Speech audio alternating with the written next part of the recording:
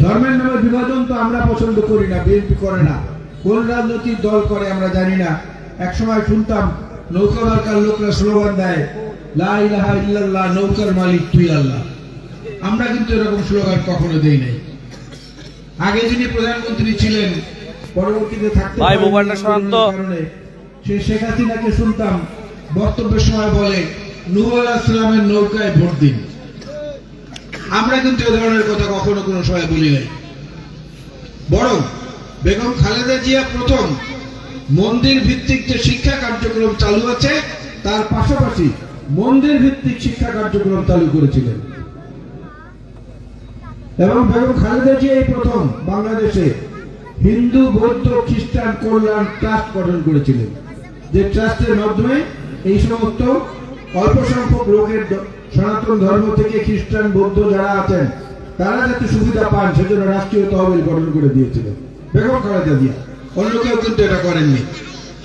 মুক্তিযুদ্ধের আবেদনের কথা অনেক রাজনৈতিক দল আজকে বলে। এই মুক্তিযুদ্ধের ব্যাপারে বেগম খালেদা জিয়া এই মুক্তিযুদ্ধ মন্ত্রণালয় গঠন করেছিলেন। বেগম খালেদা জিয়া আমাদের আত্মীয় স্বজন যারা বিদেশে আছেন, এই যে টাকাটা পাঠান, কত বিড়ম্বনা করে এর আগে এই টাকাটা আমাদের পেতে হতো।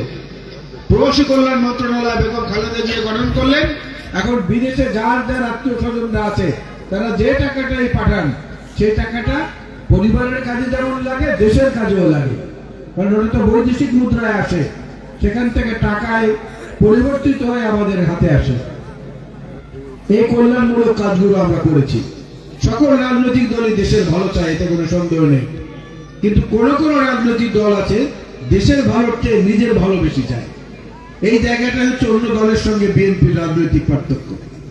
আমরা দেশের ভালো চাই, হ্যাঁ, দেশের ভালো যদি হয় সেখানে আমার সম্মানটা আরো বাড়বে। আর যদি দেশ খারাপ অবস্থায় থাকে, আমার পদ যত বড় হোক, আমার সম্মান কিন্তু সেই পর্যায়ে থাকবে না। এইরকমই একজন মানুষ আপনাদেরকে বেগম যারা তারেক রহমান সাহেব উপহার দিয়েছেন, অধ্যক্ষ আলমগীর হোসেন সাহেব।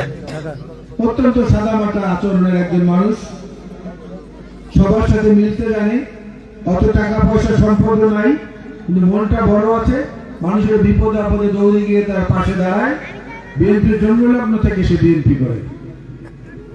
আজকে এই আসনে তাকে আমরা প্রার্থী করেছি।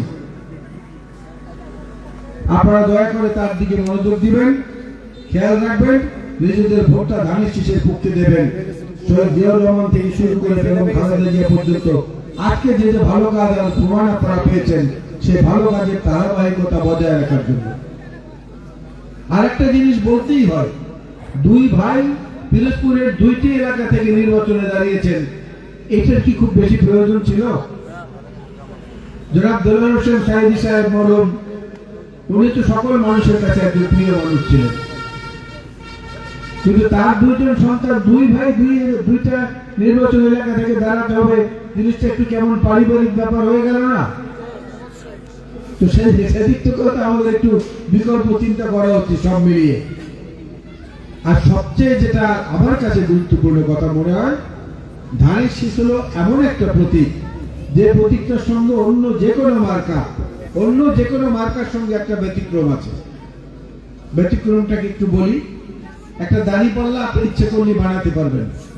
রশি জোগাড় করেন, কাঠ ছেড়েন, তারপর স্টিলের প্লেট কিংবা টিনের প্লেট দিয়ে ওই রশিতে ঝুলিয়ে দাঁড়িপাল্লা বানানো যাবে।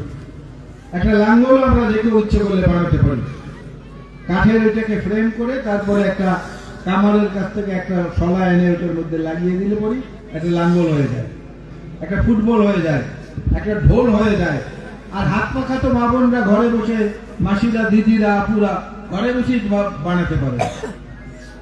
কিন্তু পৃথিবীর সমস্ত মানুষ, সমস্ত শক্তি একত্রিত করেও জমিতে আপনি বুনে দিয়ে আসলেন সবুজ একটা চারা, ছড়িয়ে দিলেন একটা বীজ, একটা সমস্ত পৃথিবীর সমস্ত মানুষ মিলে, সমস্ত শক্তি মিলেও কারো ক্ষমতা নাই যে একটা ধানের মধ্যে একটা চাল সেখানে তৈরি করতে পারে।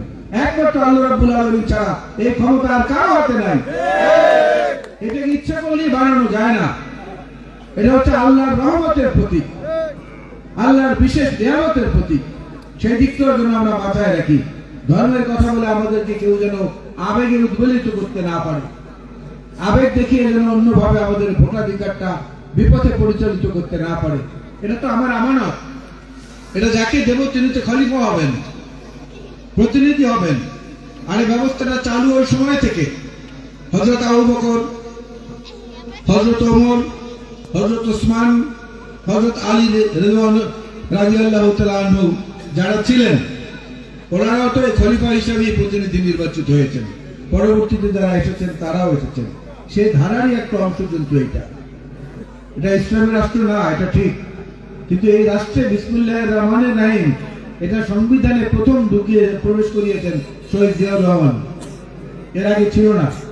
আল্লাহর উপরে পরিপূর্ণ আস্থা এবং বিশ্বাস এটাও সংবিধানে প্রবেশ করিয়েছেন জিয়াউর রহমান, যেটা আগে ছিল না।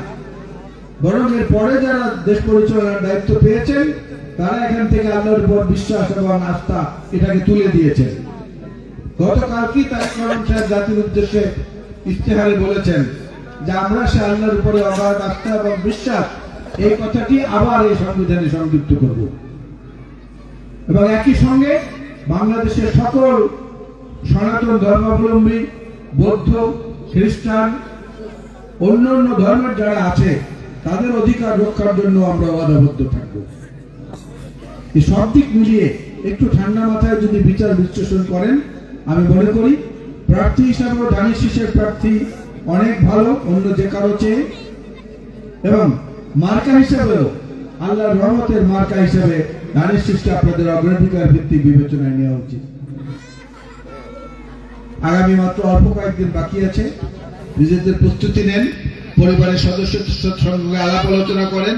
আমাদের নেতৃবৃন্দরা আছে পরীক্ষিত যারা আপনাদের সেবায়, আপনাদের বিপদে আপদে পাশে থাকার ক্ষেত্রে, সেই ব্যাপারে আপনারা আরো মনোযোগী হয়ে ধানের শীষের পক্ষে আল্লাহর হস্তে আপনাদের ভোটটা প্রদান করেন। আমরা কথা দিচ্ছি, আপনারা একটা দিন কষ্ট করবেন, আমরা 5 বছর আপনাদের জন্য ইনশাল্লাহ কষ্ট করব। 5 বছর ইনশাল্লাহ আপনাদের জন্য আমরা চেষ্টা করব। আর যদি বিএনপি দেশ পরিচালনার দায়িত্ব পায়, তখন বেগম খালেদা জিয়া এবং জিয়াউর রহমান সাহেব যেভাবে অবহেলিত এবং পিছিয়ে পড়া মানুষদের জন্য একের পর এক কল্যাণমুখী মানুষের ভালোর জন্য, শ্রেণী পেশার নানা পেশার মানুষদের জন্য যে কাজগুলো করেছেন, এরকম কাজগুলো ইনশাল্লাহ আমরা আপনাদেরকে উপহার দেব। সুতরাং আপনারা আপনাদের মূল্যবান ভোট, প্রত্যেকের ভোটটা দেওয়ার জন্য দয়া করে, এইবারের ভোট কিন্তু সকাল 7:30টায় শুরু হবে এবং 4:30টা পর্যন্ত চলবে।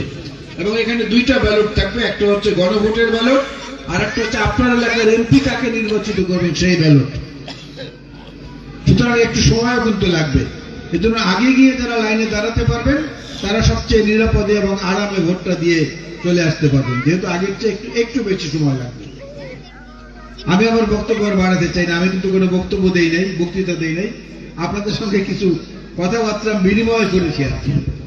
যদি এর মধ্যেও কোনো ভুল ত্রুটি হয়ে থাকে, আমি আপনাদের নিকট ক্ষমা প্রার্থী এবং দুঃখ প্রকাশ করছি। আমি জানি না অজান্তে হয়তো কোনো ভুল কথা বলে ফেলেছি।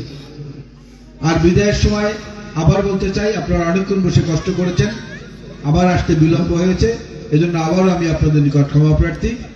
আপনারা ধানের শীষকে ভোট দিন, উদ্যোক্তা আলমগীর হোসেন সাহেবের পক্ষে আপনাদের ভোটাধিকার প্রয়োগ করুন। একজন ভালো মানুষ হিসাবে তিনি আপনাদের কাছে এটা পাওয়ার দাবি রাখেন, সেই দাবিটা আল্লাহর হস্তে পূরণ করবেন। আপনাদের সবাইকে আবারও ধন্যবাদ। আল্লাহ হাফেজ। বাংলাদেশ জিন্দাবাদ, ধানের শীষ জিন্দাবাদ। আসসালামু আলাইকুম।